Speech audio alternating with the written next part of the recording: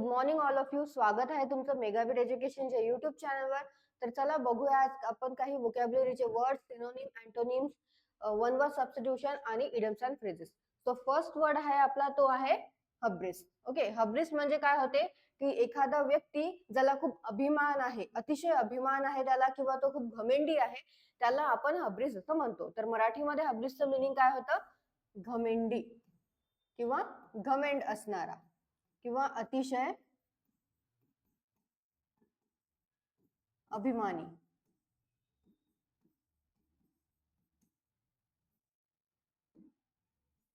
Okay, so its meaning आहे lasting for a long time or slow to end, excessive pride, presumption or एरोगन्स.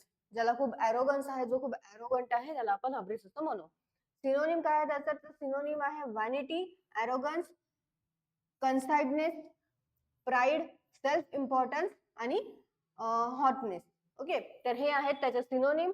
Antonyms काय आहे? Modesty, humility, respect, timidity, shyness, unpretentiousness आणि meekness. तर हे आहेत हब्रिसचे synonyms आणि antonyms.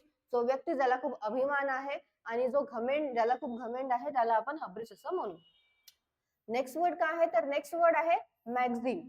मॅगझिनचं meaning काय आहे? तर त्याचं मीनिंग आहे a pithy expression of a general principle or rule.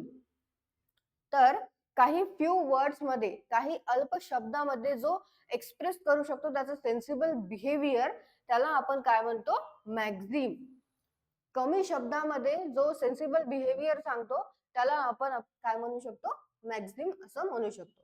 तर सिनोनिम काय आहे त्याचं? सिनोनिम आहे फ्रेजेस, शिबोल्थ, इपिग्राफ, कोटेशन. तर हे आहेत सिनोनिम मॅगझिनचे. अँटोनिम्स आहे activity, execution, doing, implementation, movement आणि ॲम्बिग्युइटी. तर हे आहेत सिनोनिम आणि अँटोनिम मॅगझिनचे. त्याला आपण एक स्टेइंग सुद्धा म्हणू शकतो, स्टेइंग सुद्धा म्हणू शकतो आपण याला. ओके,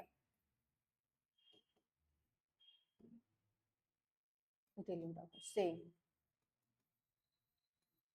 ओके, आणि मराठीमध्ये जर बघितलं गेलं आपण, त्या मराठीमध्ये याचा अर्थ होईल चांगला, चांगल्या.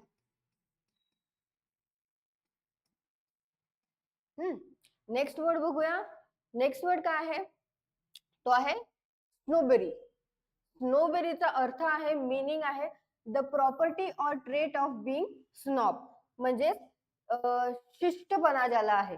ओके, शिष्टपणा ज्याला आहे, जो खूप अकडू आहे, तर त्याला आपण काय म्हणू? स्नोबेरी. शिष्टपणा असणारा किंवा ज्याला मिजाज आहे, हे अर्थ, हा मराठीमध्ये अर्थ होतो स्नोबेरीचा.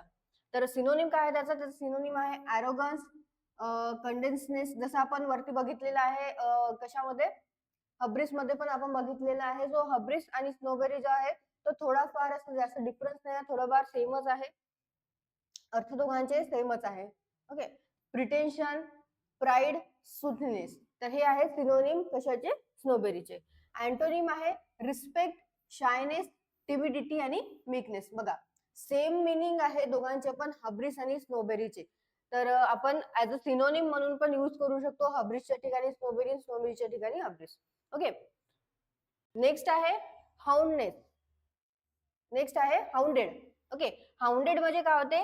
एखाद्याचा पाठलाग करणे, एखाद्याचा पाठलाग करणे, किंवा एखाद्याचा पाठलाग करून त्याला सतवणे, तर त्याला काय म्हणू आपण? हाउंडेड. हाउंडेड म्हणजे काय होते?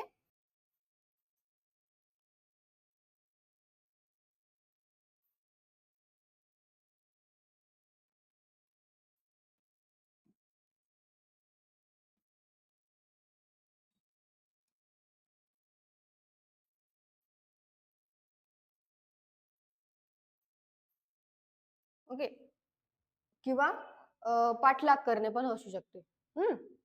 पाठ न सोडणे, पाठ न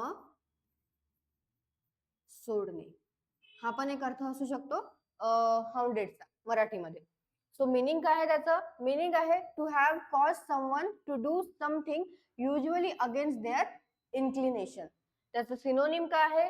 डॉन्टेड, कोर्स्ड, कंपेल्ड आणि रिक्वायर्ड, इंड्युस्ड, ऑब्लिक प्रेस. तर हे आहेत सिनोनिम कशाचे, हाऊंडेडचे. नेक्स्ट अँटोनिम्स आहे रिलॅक्स्ड, काम, अनट्रबल्ड, हॅप्पी आणि कलेक्टेड. तर हे आहे हाऊंडेडचे सिनोनिम आणि अँटोनिम्स. त्याचं मराठीमध्ये मिनिंग काय आहे की एखाद्याचा पाठलाग करून त्याला सतावणे हा याचा मिनिंग होत असतो, जसं की पाठ न सोडणे. नेक्स्ट बघूया आता. नेक्स्ट काय आहे, नेक्स्ट आहे वन वर्ड सबस्टिट्यूशन. तर वन वर्ड सबस्टिट्यूशन मध्ये आपला फर्स्ट वर्ड जो आहे तो आहे प्लॅगिरिस्ट. तर प्लॅगिरिस्ट हा वर्ड आपण यूज करू शकतो अशा ठिकाणी जिथे आपल्याला म्हणायचं आहे की जो पर्सन आहे तो दुसऱ्याचं रायटिंग हे स्टील करत आहे, चोरत आहे, तर त्याला आपण काय म्हणू, plagiarist. Okay, a person who steal the writing of others, दुसऱ्याचं रायटिंग जो स्टील करत आहे त्याला आपण प्लॅगियरिस्ट असं म्हणू एका वर्ड मध्ये.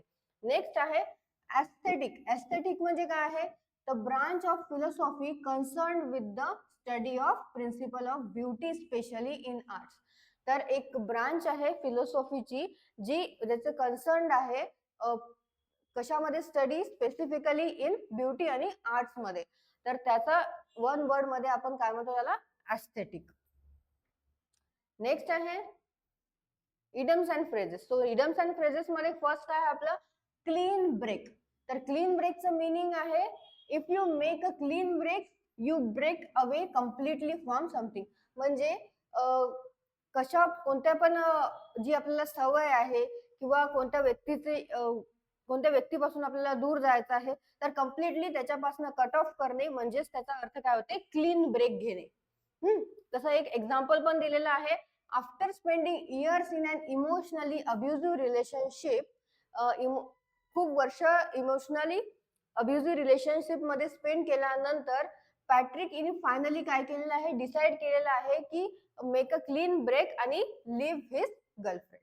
म्हणजे त्यांनी क्लीन ब्रेक घेतलेला आहे, ब्रेकअप केलेला आहे आणि त्याच्या गर्लफ्रेंडला लिव्ह केलेला आहे. तर काय होते, क्लीन ब्रेक म्हणजे कम्प्लिटली त्या व्यक्तीपासून किंवा त्या सवयीपासून दूर जाणे. नेक्स्ट आहे कम क्लीन. कम क्लीनचा अर्थ काय आहे, if someone comes clean about something they admit to deceit or wrongdoing. म्हणजे की कोणी एखादी काही केलेलं आहे, काही रॉंग डुईंग केलेलं आहे, तर बाहेर येऊन स्वतः सांगून देणे की मी गिल्टी आहे, मी हे केलेलं आहे, तर त्याला काय म्हणते, कम क्लीन. म्हणजे स्वतःच ऍडमिट करून घेणे की मी हे केलेलं आहे, गिल्ट ऍडमिट करणे किंवा ट्रूथ सांगून देणे, त्याला आपण काय म्हणू, कम क्लीन. तर हे काही इडम्स अँड फ्रेजेस आपण बघितलेले आहे, दोन वर्ड सबस्टिट्यूशन बघितलेले आहे, वोकॅब्युलरी सुद्धा बघितलेली आहे, ज्याच्यामध्ये आपण मराठी मिनिंग्स बघितलेले आहे. तर त्यामध्ये तुम्ही सेंटेन्स सुद्धा तयार करू शकता. सेंटेन्स तयार करा, त्यामुळे तुम्हाला आणखी वर्ड्स लक्षात राहील. सिनोनिम्स आणि अँटोनिम्स वाचत राहा, कारण की एक्झाम्स मध्ये विचारल्या जातात की एक पॅरेग्राफ दिला जातो, त्यामधले तुम्हाला सिनोनिम अँटोनिम विचारले जाते. एका वर्डचे सुद्धा एक मार्क्स सुद्धा इम्पॉर्टंट आहे एक्झाम्स मध्ये. Okay, so thank you.